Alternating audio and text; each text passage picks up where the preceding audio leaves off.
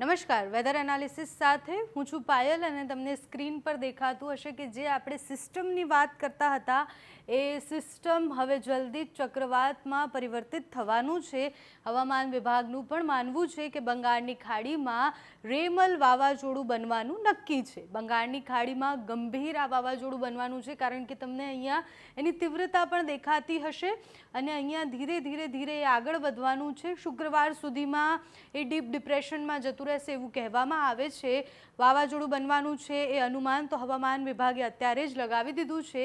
કાલે સાંજે 5:30 વાગ્યા સુધીમાં વેલમાર્ક લો પ્રેશર ડિપ્રેશનમાં જશે એટલે આ સિસ્ટમ તમને જે દેખાય છે એ ડિપ્રેશનમાં જશે, પછી ડીપ ડિપ્રેશન અને પછી આપણે એવું કહી શકાય કે ઓફિશિયલી આ વાવાઝોડું છે અને આ વાવાઝોડું ક્યાં ટકરાશે એ જેમ એની દિશા નક્કી થશે એ પ્રમાણે કહી શકાશે। રવિવારે વાવાઝોડું પશ્ચિમ બંગાળના કિનારા તરફ જશે એવું માનવામાં આવે છે। અત્યારે કંઈ પણ અનુમાન લગાવવું બહુ જ વહેલું થઈ જશે, પણ હવામાન વિભાગ એવું કહે છે કે આ વાવાઝોડાની ગતિ ખૂબ જ તીવ્ર હશે, 117 કિલોમીટર પ્રતિ કલાકની ઝડપે આગળ વધશે। આ વર્ષનું આ પ્રથમ વાવાઝોડું છે અને આ વાવાઝોડું ક્યાં ત્રાટકશે અત્યારે ખબર નથી। બંગાળની ખાડીમાં ચક્રવાત સર્જાવાનું છે। શુક્રવારે વધુ તીવ્ર બની અને ડીપ ડિપ્રેશનમાં જશે। લો પ્રેશરની તાકાત જોઈ અને શનિવારે અનુમાન લગાવવામાં આવશે કે આ વાવાઝોડું કઈ દિશામાં આગળ વધે છે।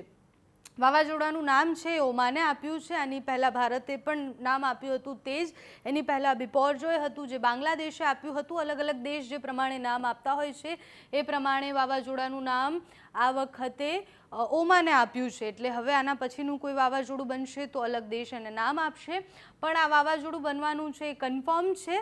અત્યારે કંઈ પણ કહેવું અઘરું છે કે આ વાવાઝોડું કઈ દિશામાં જશે, કયા દરિયાકાંઠે ટકરાશે, પણ આનાથી ગુજરાત મહારાષ્ટ્રને એટલું વધારે કોઈ જ અસર નથી થવાની કારણ કે વાવાઝોડું બંગાળની ખાડીમાં બન્યું છે। સાથે એવું કહેવામાં આવી રહ્યું છે કે અહીંયા એટલે માલદીવ્સની આસપાસના વિસ્તારમાં અરબ સાગરમાં પણ એક ચક્રવાત બનવાની સંભાવના છે। જો અરબ સાગરમાં કોઈ ચક્રવાત બને છે કે અરબ સાગરમાં કોઈ વાવાઝોડું આવે છે તો એની અસર ગુજરાત, મહારાષ્ટ્ર અને આ બધા જ વિસ્તારોમાં થઈ શકે છે। અત્યારે બંગાળની ખાડીમાં બનેલું વાવાઝોડું ચોમાસા પર ઘણી અસર કરી શકે છે। અત્યારે જો વાવાઝોડું બન્યું છે તો ગુજરાતમાં સામાન્ય અસરમાં વરસાદ પડી શકે છે। હવામાન નિષ્ણાંતોનું એવું માનવું છે કે 28 તારીખ પછી ગુજરાતમાં વરસાદ પડવાની સંભાવનાઓ છે અને એ વાવાઝોડાની તીવ્રતા પર આધારિત છે કયા કયા વિસ્તારોમાં એ અસર કરે છે, કારણ કે જો એ આ તરફ આવે છે તો પછી એની દિશા બદલાશે અને બીજા વિસ્તારોમાં અસર કરશે, અને જો આ બાજુ જાય છે આ તરફ જાય છે તો એની દિશા અલગ હશે। એટલે એમાં જે દિશા પ્રમાણે આગળ વધશે એમાંથી નક્કી થશે કે કયા કયા વિસ્તારોમાં કયા કયા પ્રદેશોમાં અસર કરશે। અત્યારે ઓડિશા અને એની આસપાસના જેટલા વિસ્તારો છે દરિયાકાંઠાના ત્યાં વાવાઝોડું સૌથી વધારે અસર કરવાનું છે। કહેવાયું છે કે આ એકદમ તાકતવર વાવાઝોડું હશે અને આ વાવાઝોડું ધીરે ધીરે આગળ વધશે। શનિવારે ચક્રવાત એ બની જશે એટલે શનિવારે એવું કહી શકાય કે વાવાઝોડું આવી ગયું છે। અત્યાર સુધી એની પ્રોસેસ ચાલુ છે, તમને અહીંયા એની તીવ્રતા પણ દેખાતી હશે। ધીરે ધીરે ડિપ્રેશનમાં જશે, પછી ડીપ ડિપ્રેશનમાં અને પછી સાયક્લોનિક સ્ટોર્મ બની જશે અને પછી એ કયા દરિયાકાંઠે ટકરાય છે એ બધી જ માહિતી હવામાન વિભાગ આપતું રહેશે। પણ અત્યારે આપણે શેનાથી સાવધાન રહેવાનું છે તો ગુજરાતના લોકોએ તો અત્યારે સાવધાન રહેવાનું છે ગરમીથી રાહત મળશે। જો આ વાવાઝોડું બને છે તો ગરમીથી રાહત મળશે કારણ કે પ્રી મોન્સૂન એક્ટિવિટી પણ આગળ આવી છે એટલે વરસાદ પડવાની પૂરી સંભાવનાઓ છે। દેશભરમાં આ વાવાઝોડાની સામાન્ય અસર તો રહેવાની જ છે, ઘણી બધી જગ્યાએ વરસાદ પડશે।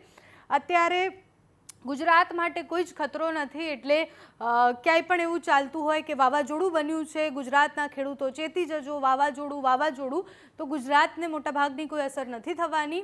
અરબ સાગરમાં જો કોઈ વાવાઝોડું બને છે તો એની અસર થશે। હવામાન નિષ્ણાંતોનું માનવું છે કે આ વાવાઝોડા પછી એક સિસ્ટમ બનવાની સંભાવનાઓ છે, પણ એ સિસ્ટમ કેટલી સ્ટ્રોંગ હશે એ અત્યારે કહેવું ખૂબ જ વહેલું છે। તો અત્યારે જે માહિતી મળી છે એ પ્રમાણે બંગાળની ખાડીમાં જે સિસ્ટમ બની હતી એ જલ્દી જ વાવાઝોડું બનવાની છે। તમારા ત્યાં કોઈ અસર છે કે પ્રી મોન્સૂન એક્ટિવિટીમાં વરસાદ પડ્યો છે, કેટલી ગરમી પડી છે, અમને કમેન્ટ્સમાં જણાવો। અત્યારે આ વિડીયોમાં બસ આટલું જ। જો તમે અમને યુટ્યુબ પર જોઈ રહ્યા હોય તો સબસ્ક્રાઈબ કરો, ફેસબુક પર જોઈ રહ્યા હોય તો ફોલો કરો, અમારા વિડીયોને લાઇક અને શેર કરો।